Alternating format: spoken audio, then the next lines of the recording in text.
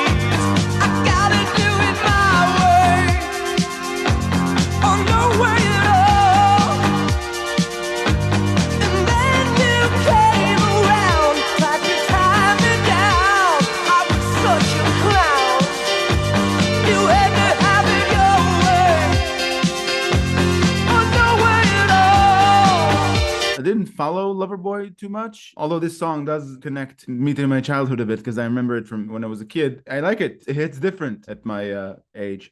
It's a pop rock classic. As we're watching it, it kind of reminded me a little bit of when we were doing Survivor's Eye of the Tiger. I was getting that kind of vibe from that time, you know. I always thought of Loverboy as more as a pop band than a rock band, but it's like you can tell they want to kind of rock hard with this one, you know. There is a rock element to it, but those 80s sounds are just so cool. I don't know, they were just, in my opinion, kind of geniuses with the way that they, you know, wrote the hooks and, you know, the choruses. And it just sounds way cooler than a lot of stuff that comes out today. Yeah, I wonder why that is. Maybe they knew how to amalgamate everything they have. Maybe the instruments were less, you know, complicated back then. Different sound. It was less computerized.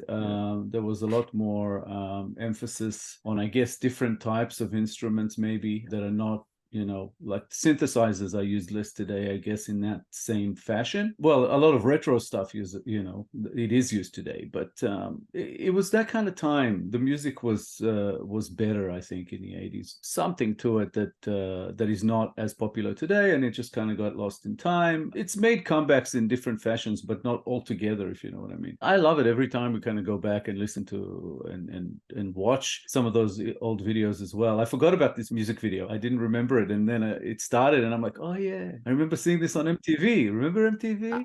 I don't think I've ever when it seen had music. I don't think I've ever seen this music video. I heard the song, but I don't think I've ever. I don't know. I can't remember. You may have been too young, but that's the thing. It's like, you know, when MTV, music television, actually had music. MTV actually started when I was born, in the year I was born, 1980. So yeah, I was born a little bit before that, and we didn't have a TV until I was well, we didn't have a TV until the late 80s. At least they already had color then. Oh, color, yeah, I remember that. Yeah, I remember black and white when the TV was only black and white. Ah, good times. All right, let's keep it going. I like this conversation. It's not depressing at all.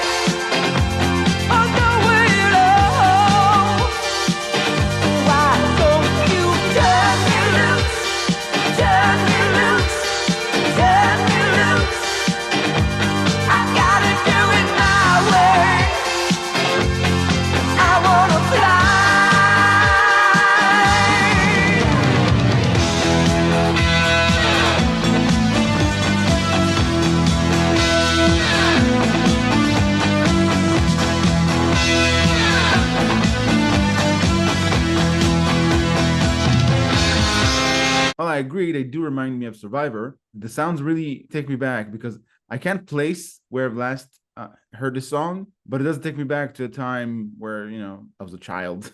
It takes me right back into the 80s. I don't know how else to describe it. It feels extremely familiar. It's nostalgia. That's what it does. I think I've heard this song sometime in the last 10 or so years, because every now and again, you know, I sort of go down the 80s rabbit hole, sometimes on YouTube, and sometimes it just I pop on a CD that has you know, some kind of a 80s collection or something like that, just to put me in a certain mood.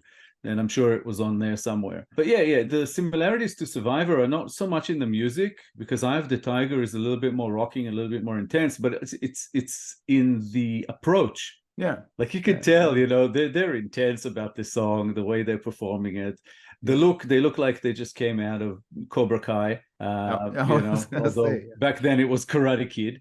Yeah. But it's just something of that time, of that era. But to me, the sound is timeless. A lot of older stuff, especially 80s, today when I listen to it, maybe not so much a lot, or it's not most of, but there is a lot that I listen to 80s, 90s that has a bit of that cringe factor.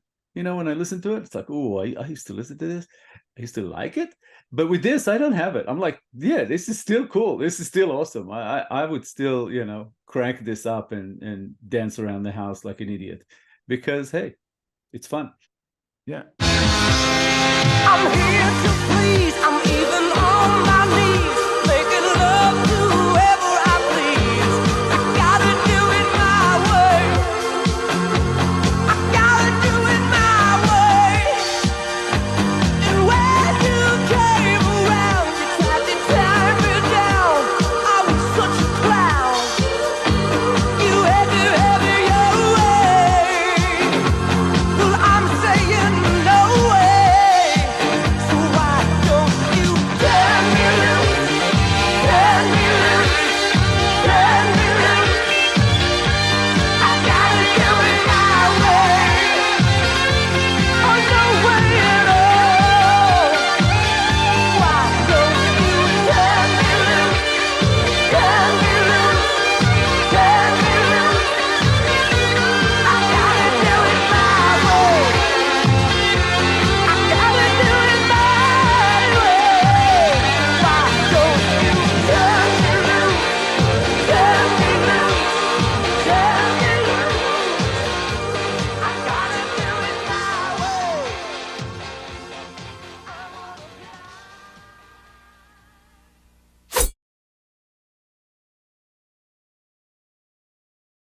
Turn Me Loose. I think I haven't listened to this song since my early teens. So this is the first time I realized what it's about. It's a guy who's a perpetual bachelor, and he's criticizing himself for not being able to hold on to a woman once he found something real. And he's imploring his woman to turn him loose because he's got to have it his way. It was a common thing, I think, to sing about to write about back in the 80s. It's a common thing to write about now, I think. That's kind of an on the surface meaning you can derive, you know, from the lyrics, obviously, and also the way they, you know, the way they made the music video. It also, you know, looks like it's like a relationship song. And it's funny that you mentioned, you know, sort of first time listening to the lyrics. I think that both of us were fairly young when we would have heard this the first time. So I would gamble that our English wasn't perfect back then. So, you know, we would hear these songs and we wouldn't really pay too much attention to any meaning because we couldn't really understand all of it anyway. You know, we would just kind of mimic it, sometimes get it right, sometimes get it wrong, you know. Yeah. So yeah, you know, obviously we would have to be at least approaching our adult life or adult age to kind of, you know, interpret these lyrics and stuff like that. But even though on the surface it's a relationship song, this was written by the lead vocalist Mike Reno and guitarist Paul Dean. They wrote this song actually as a way to kind of claim their sort of independence in a way, within an industry. It was about, against record companies basically trying to control them too much as a band, to let them express themselves. It goes beyond what it was written for. This could be an express yourself kind of song about anything. Yeah.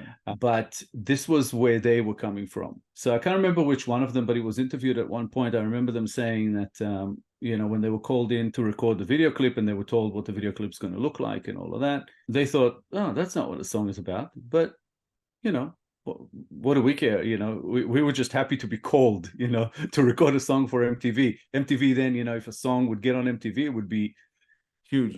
fairly likely to be huge. So they were just happy to be there, kind of thing. This was off their first album. But the initial intent from the band was a song about self-expression, about not being held back, not being held down, doing your own thing. Not having sort of society even, kind of dictate terms to you about how you should be, how you should behave, and all the rest of it. But from them personally, it was directed at record companies. But this song could go any which way you want. From memory, a few years back, I read something about it, that the LGBTQ community, as well as the sort of S&M community, adopted this song because they thought, especially the S&M community, thought that it was written about sadomasochism.